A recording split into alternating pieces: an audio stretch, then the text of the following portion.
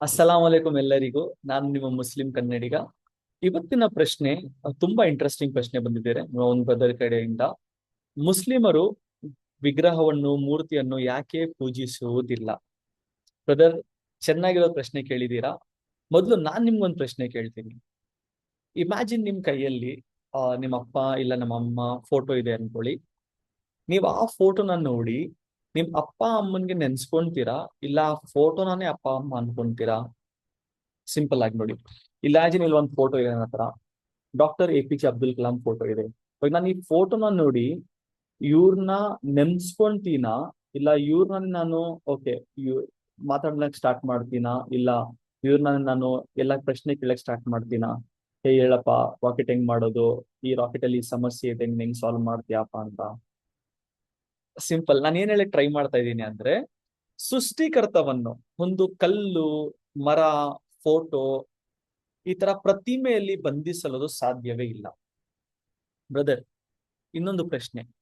ಈ ಈ ಬ್ರಹ್ಮಾಂಡವನ್ನು ಸೃಷ್ಟಿ ಮಾಡಿದವರು, ಸೂರ್ಯ, ಚಂದ್ರ, ಭೂಮಿ, ನಕ್ಷತ್ರ, ಮನುಷ್ಯ, ಪ್ರಾಣಿ, ಪಕ್ಷಿ, ಇವೆಲ್ಲವನ್ನು ಸೃಷ್ಟಿಸಿದ ಸೃಷ್ಟಿಕರ್ತವನ್ನು ಮನುಷ್ಯನು, ನಾನು, ನೀವು ಕೈಯಿಂದ ತಯಾರಿಸಿದ ಒಂದು ಪ್ರತಿಮೆಯಲ್ಲಿ ಹೇಗೆ ಇಡಲು ಸಾಧ್ಯವಾಗುತ್ತದೆ?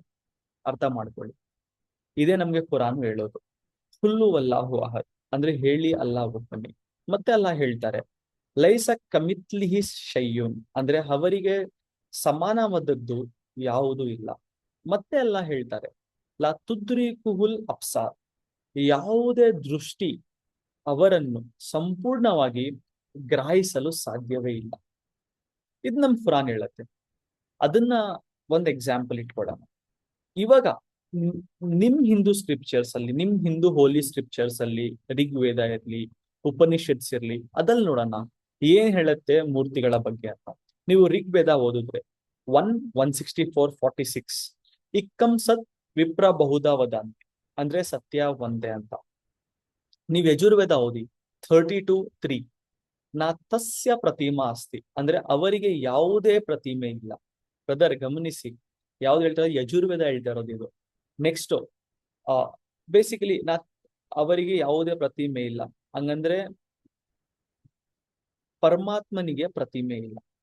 ನೀವು ಶ್ವೇತಸ್ಥರ ಉಪನಿಷತ್ ಓದಿ 4:19 ನಾ ತಸ್ಯ ಪ್ರತಿಮಾ ಅಸ್ತಿ ಏನಿದೆ, ಇದರ ಅರ್ಥ ಏನಂದ್ರೆ ಅವರಿಗೆ ಯಾವುದೇ ರೂಪ ಅಥವಾ ಪ್ರತಿಮೆ ಇಲ್ಲ. ಇದು ಯಾವ್ದು ಹೇಳ್ತದೆ? ಉಪನಿಷತ್ ಹೇಳ್ತಾ ಇದೆ.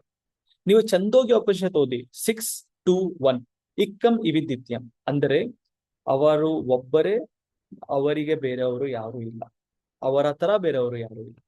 ಬ್ರದರ್, ಈಗ ಒಂದು ಮುಖ್ಯ ಪ್ರಶ್ನೆ. ಒಂದು ವಿಗ್ರಹ ಇಲ್ಲ ಮೂರ್ತಿ ಯಾರು ಮಾಡ್ತಾರೆ? ನಾವು, ನೀವು, ನಂತರ ಮನುಷ್ಯರೇ ಮಾಡೋದು. ಹಾಗಾದ್ರೆ ಮನುಷ್ಯನು ಕೈಯಿಂದ ಮಾಡಿದ ವಸ್ತು ಮನುಷ್ಯವನ್ನು ಸೃಷ್ಟಿಸಿದ ದೇವರಾಗಬಹುದಾ? ಯೋಚನೆ ಮಾಡಿ. ಇದೇ ಇಸ್ಲಾಂ ಕೇವಲ ಸರಳ ನಮ್ಗೆ ಪ್ರಶ್ನೆ ಕೊಡುತ್ತೆ. ಅದರಿಂದ ಮುಸ್ಲಿಮರು ವಿಗ್ರಹವನ್ನಿರ್ಲಿ, ಮೂರ್ತಿಗಳನ್ನಿರ್ಲಿ ಪೂಜಿಸೋದಿಲ್ಲ.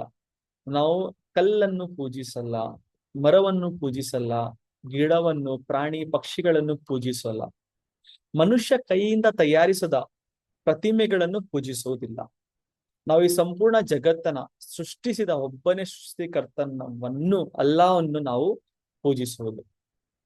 ಇದರ ಮಧ್ಯದಲ್ಲಿ ಡೈರೆಕ್ಟ್ ಪೂಜಿಸಿ ಮಾಡ್ತೀವಿ ನಾವು. ಯಾವುದು ಮಧ್ಯದಲ್ಲಿ ಯಾರು ಇಲ್ಲ, ಪ್ರತಿಮೆ ಇಲ್ಲ, ವಿಗ್ರಹ ಇಲ್ಲ, ಮೂರ್ತಿ ಇಲ್ಲ, ಇವನು ಕೂಡ ಮನುಷ್ಯನೂ ಇಲ್ಲ. ಅವನು ಬದುಕಾದ್ರೂ ಇರ್ಲಿ, ಸತ್ತಾದ್ರೂ ಇರ್ಲಿ, ಅದು ನಮ್ ಮಧ್ಯದಲ್ಲಿ ನಾವು ಪೂಜೆ ಮಾಡೋದು ಡೈರೆಕ್ಟ್ ಅಲ್ಲಾಗೆ. ನಮ್ ನಬಿ ಸಲ್ಲಲ್ಲಾಹು ಅಲೈಹಿ ವಸಲ್ಲಂ ಅವರು ಇದೆ ಹೇಳಿದ್ದು, ನೀವು ಅಲ್ಲಾನ ಮಾಡಿ ನನ್ಗೂ ಪೂಜಿಸೇ ಮಾಡಬೇಡಿ, ಅವ್ರಿಗೂ ಪೂಜಿಸ್ಬೇಡಿ ಅಂತ ಅವರು ಹೇಳಿದ್ದಾರೆ. ಸದ್ಯಕ್ಕೆ ನಾವು ಡೈರೆಕ್ಟ್ ಅಲ್ಲಾನ ಪೂಜಿಸ್ತೀವಿ, ನಮ್ ನಬಿ ಸಲ್ಲಲ್ಲಾಹು ಅಲೈಹಿ ವಸಲ್ಲಂನು ನಾವು ಪೂಜಿಸುವುದಿಲ್ಲ. ಸೊ ಇದೇ ಇದನ್ನ ಆನ್ಸರ್ ಕ್ವಶನ್ ನ. ಐ ಹೋಪ್ ಇದು ನಿಮ್ಗೆ ಆನ್ಸರ್ ಅರ್ಥ ಆಯ್ತು. ನಿಮ್ ಅಭಿಪ್ರಾಯ ಏನಿದೆ ಅಂತ ಡೆಫಿನೆಟ್ಲಿ ಕಮೆಂಟ್ಸ್ ಅಲ್ಲಿ ಹೇಳಿ. ಆಮೇಲೆ ನಿಮ್ಗೆ ಏನೋ ಬೇರೆ ಕ್ವೆಶನ್ಸ್ ಇದ್ರೆ ಹಾಕಿ, ನಾನು ಕನ್ನಡದಲ್ಲಿ ಆನ್ಸರ್ ಮಾಡಕ್ಕೆ ಟ್ರೈ ಮಾಡ್ತೀನಿ. ನಿಮ್ಮ ಮುಸ್ಲಿಂ ಕನ್ನಡಿಗ. Thank you. ಜೈ ಹಿಂದ್, ಜೈ ಕರ್ನಾಟಕ.